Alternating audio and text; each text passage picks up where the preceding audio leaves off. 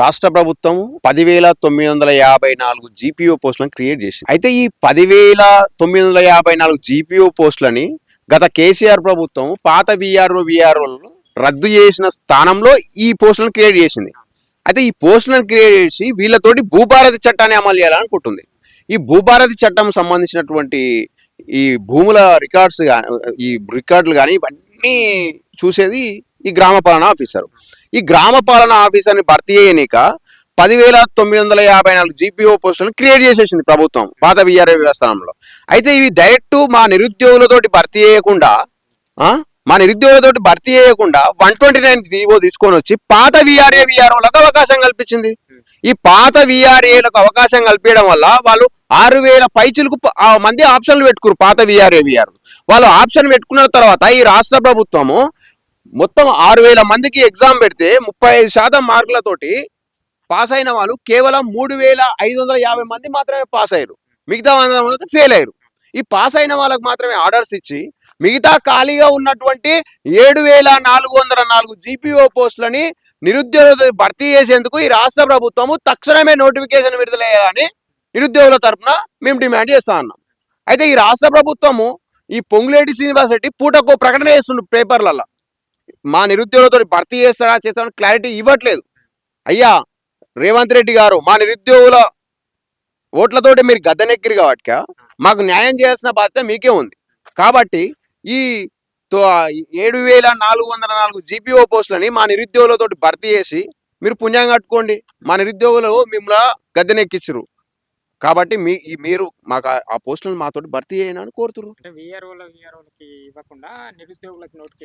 అలా కాదు, ప్రభుత్వం పారదర్శకంగా తీసుకురావడానికి ఎగ్జామ్ పెట్టి వాళ్ళని పాత వీరాలను తీసుకురావడానికి 129 జీవో తీసుకొచ్చింది. మేము ఆ 129 జీవో కూడా కట్టుబడి ఉన్నాం కదా. మా నిరుద్యోగులము 129 జీవో కూడా కట్టుబడి ఉన్నాం. ఆ పాత విఆర్ఓలకు మీరు అవకాశం కల్పిస్తా అని చెప్పారు. ఆ అవకాశం కల్పించినప్పుడు ఆ పాత విఆర్ఓలకు అవకాశం కల్పించినప్పుడు మేమేమైనా అన్నావా? ఏమనలే కదా. కాబట్టి 3,550 మంది వాళ్ళతోటి నింపి 7,404 జీపీఓ పోస్టులను మా నిరుద్యోగులతో భర్తీ చేయండి. తక్షణమే రాష్ట్ర ప్రభుత్వము నోటిఫికేషన్ విడుదల చేయండి. కానీ విడుదల చేయట్లేదు. ఎందుకు విడుదల చేయలేదు? ఇప్పుడు ఆ 3,550 మంది కూడా ఆర్డర్స్ ఇచ్చిరా అంటే అవి ఆర్డర్స్ రెడీ చేసి దాపెట్టుకోరు. ఎందుకు దాపెట్టుకోరు? ఏదో స్పష్టత ఇవ్వండి, మాతోటి భర్తీ చేస్తారా చేయరా అనేది ఈ నిరుద్యోగులు ఒక వెయిట్ చేస్తుంది ఆ జీపీఓ పోస్టుల గురించి. అవి డిస్ట్రిక్ట్ పోస్టులు కాబట్టి డిస్ట్రిక్ట్ పోస్టులకు ఎక్కువ మంది అప్లై చేసుకుంటారు. 10 లక్షల మంది అప్లై చేసుకుంటారు. ఆ 10 లక్షల మందికి మీరు న్యాయం చేయండి, ఒక అవకాశం కల్పించండి మాకు. ఎలాగో పోయినాయి 3,550 పోస్టులు ఆ పాత వీరాలు కొట్టుకొని పోయారు.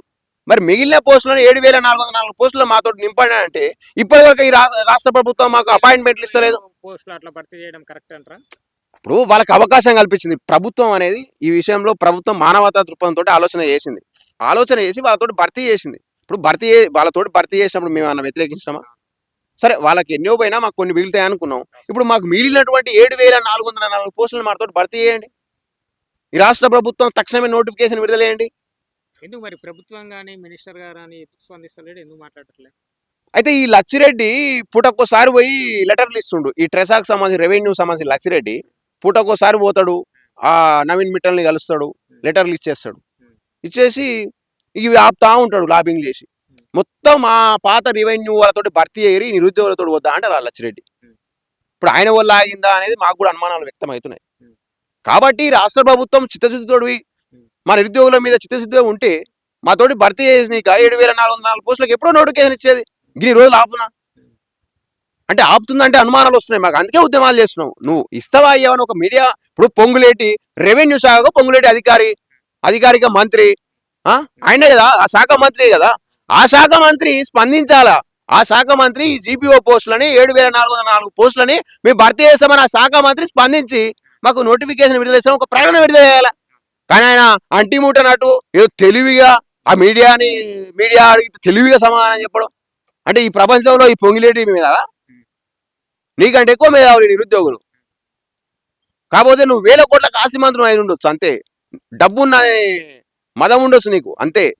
కానీ రాష్ట్రంలో నిరుద్యోగులం అంటే మేము మీ ప్రభుత్వాన్ని తీసుకొచ్చినాము. ఈ ప్రభుత్వము మాకు నోటిఫికేషన్ ఈ భర్తీ విషయం పక్కన పెడితే ప్రభుత్వం దాదాపు 50,000 ఉద్యోగాలు కల్పించడము ప్రజాప్రభుత్వం ప్రజాపాలన అని చెప్తుంది కదా.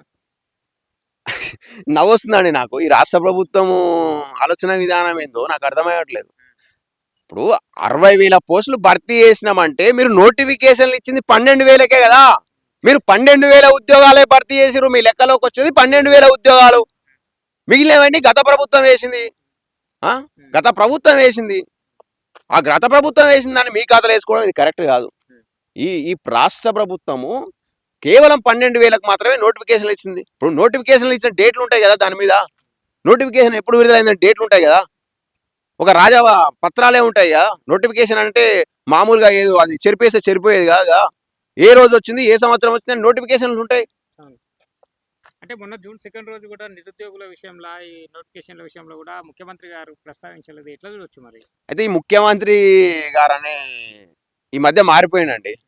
గతంలో కొత్తలో ఉన్నటువంటి ముఖ్యమంత్రి మాకు ఇప్పుడు కనబడట్లేదు. కొత్తలో మా నిరుద్యోగ ముఖ్యమంత్రి అనుకున్నాం కానీ ఇప్పుడు మా నిరుద్యోగుల పాలిట యముడిలా తయారవుతుండు చిన్న చిన్నగా. ఈ ముఖ్యమంత్రి చిత్తశుద్ధి ఉంటే 7,404 జీపీఓ పోస్టులని మా నిరుద్యోగులతో భర్తీ చేసేందుకు తక్షణ నోటిఫికేషన్ విడుదల 10 లక్షల మంది అప్లై చేసుకొని మేము లైబ్రరీలో ఉంటాం, మీరు స్థానిక సంస్థల ఎన్నికలకు పోరి, మేము వద్దంటున్నామా? అంటే మీ ప్రభుత్వ విధానాలేంటో, మీ విధానాలేంటో, మీరేంటో మాకు అసలు అర్థం కాలేకుండా ఉన్నది ఇప్పుడు మా నిరుద్యోగులకు.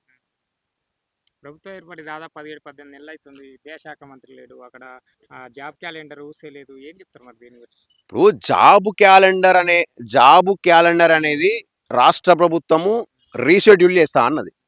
ఆ రీషెడ్యూల్ అనేది చేయాలంటే అన్ని శాఖలకు సంబంధించినటువంటి అన్ని ఖాళీలను పరిగణనకు తీసుకొని వాటిని ఆర్థిక శాఖ ఆమోదం తెలుపుకొని బడ్జెట్ ఎంత ఉందని చూసుకొని మీరు పెట్టేసేయండి. ఇప్పటి వరకు జాబ్ కార్డు రీషెడ్యూల్ లేదు.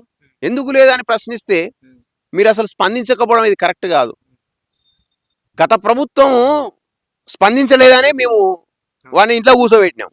మరి మీరు అలా చేస్తే ఎట్లా? ఇప్పుడు మీరు మరో కేసీఆర్లో తయారవుతుంది రేవంత్ రెడ్డి. పోను కొత్తలో వచ్చినప్పుడు అంత యాక్టివ్నెస్ ఇప్పుడు లేదు ఆయనకు. పట్టించుకోవట్లేదు సమస్యల్ని, దాటవేసే ధోరణి. ఏమన్నా అంటే నన్ను కోసుకొని తినురు అంటాడు. గద్దెనెక్కిస్తే కోసుకొని తినడం ఏంటండి? చెప్పండి, శ్వేతపత్రాలు విడుదలయ్యండి, ఏమవుతుంది? కరెక్టేనా ఒక ముఖ్యమంత్రి అట్లా మాట్లాడడం? కేసీఆర్ ఎప్పుడైనా అట్లా మాట్లాడి? నేనేమంటున్నా అంటే ఈ ముఖ్యమంత్రిని అలా మాట్లాడడం కరెక్ట్ అని నేను అనట్లేదు, తప్పు అని అంటే ఆయన ఏ మూడ్లో మాట్లాడిండో. నేనేమంటున్నా అంటే ఈ రాష్ట్రంలో ఉన్నటువంటి ఆర్థిక స్థితిగతుల మీద శ్వేతపత్రం విడుదలయ్యండి. ప్రతి శాఖ నుంచి విడుదలయ్యండి, ఏమవుతుంది? ఇప్పుడు మీరు చేసే విధానాలు కొంచెం ప్రజామోదమై ఉండాలి. తప్పించుకునే ధోరణి గత ప్రభుత్వం కేసీఆర్ చేసిండు కాబట్టి ఆయన ఇంట్లో కూర్చున్నాడు. మళ్ళీ మీరు ఇట్లా చేసా మీరు ఇంట్లో కూర్చోవాల్సి వస్తుంది. ఇంకంతే. 3 సంవత్సరాల తర్వాత మీరు ఇంట్లో కూర్చుంటారు.